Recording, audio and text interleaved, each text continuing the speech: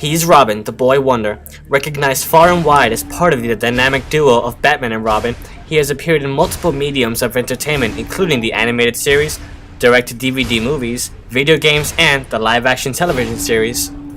However, the Robin that many viewers are used to and the one that appears most often is none other than Dick Grayson. But did you know there are in total about 5 different Robins, all with distinct characteristics, histories, and abilities? We're gonna focus on the second Boy Wonder and the first predecessor to the original Robin, Jason Todd.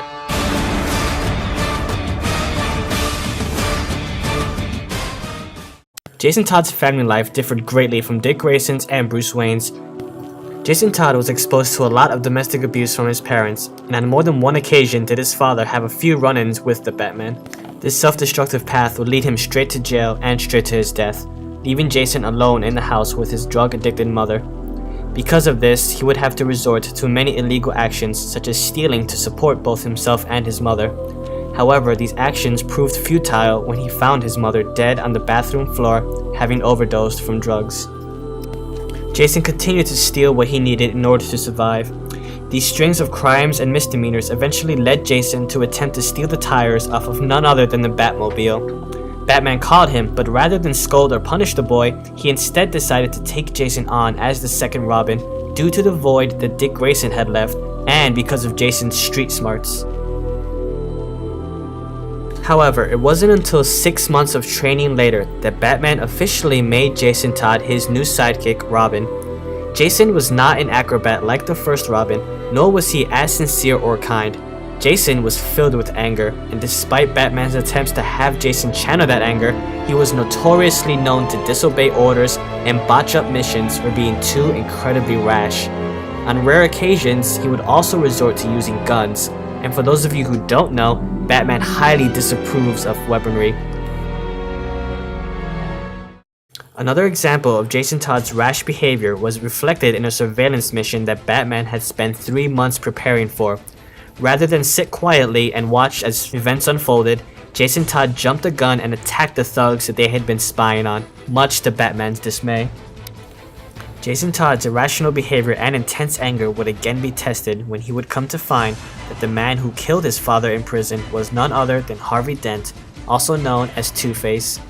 He would attempt to strangle Two-Face once confronted, and it would be up to Batman to stop Jason Todd from killing him. The two were able to stop Two-Face's criminal agenda without killing him. However, Jason never confides in Batman how he felt about his father being murdered in prison by Two-Face. And that's not the only mystery that would remain unsolved between the two. Jason and Batman were investigating a crime committed by Felipe Garzonas, who had raped a woman named Gloria. Gloria would go on to commit suicide because of this, and this too would drive Jason into a blind rage.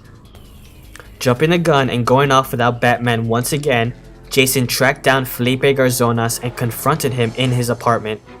Batman would once again arrive, but this time he would arrive to see Felipe falling to his death.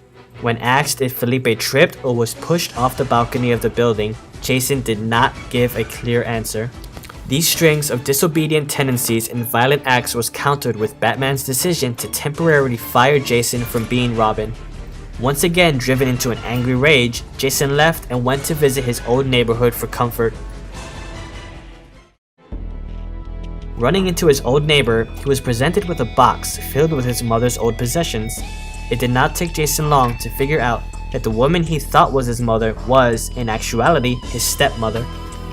Using Batman's computer to track down his real mother, he would be led to none other than Ethiopia. However, the visit would be turned sour fast as his mother revealed that she was being blackmailed by the Joker to supply him with medical supplies. In response to this, Jason revealed to his true mother that he was in fact Robin, and that he would protect her at all costs. Sadly, however, it made no difference, because she would eventually turn him over to the Joker as Robin, in exchange for her protection. As unpredictable and chaotic as ever, the Joker decided to trap them both in a warehouse and proceeded to savagely beat Jason to death with a crowbar. Leaving the two of them with the timing bomb, both Jason and his mother's attempts at escape would prove fruitless as the bomb would go off, killing them both. Jason's hasty behavior proved to be his downfall as he attempted to stop the Joker without Batman. and he would not be around to save Jason from his own destructive behavior. Jason Todd's death would haunt Batman for months to come. However, not even a violent death could keep this boy wonder down. Roughly 1.5 years later, it would be Talia al Ghul who would attempt to resurrect Jason using her father's magical Lazarus pit. It proved to be successful, and Jason Todd was successfully brought back to life, with more than a couple of side effects.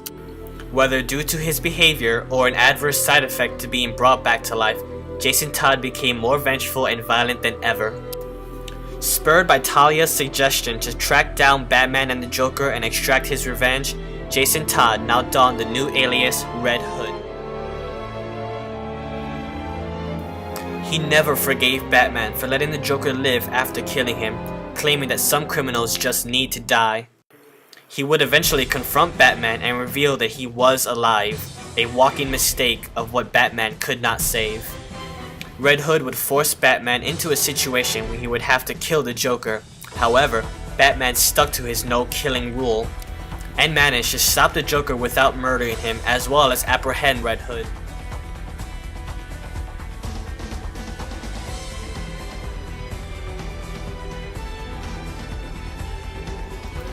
Red Hood would be sent to Arkham Mental Asylum, but after being interviewed and tested, it was revealed that Red Hood was actually sane.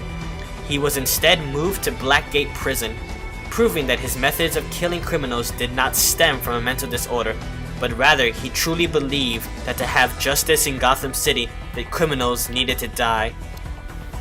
Born into a broken family of a violent father and a drug-addicted mother, Jason Todd would eventually be trained and raised by the Batman, but his hatred of criminals did not waver.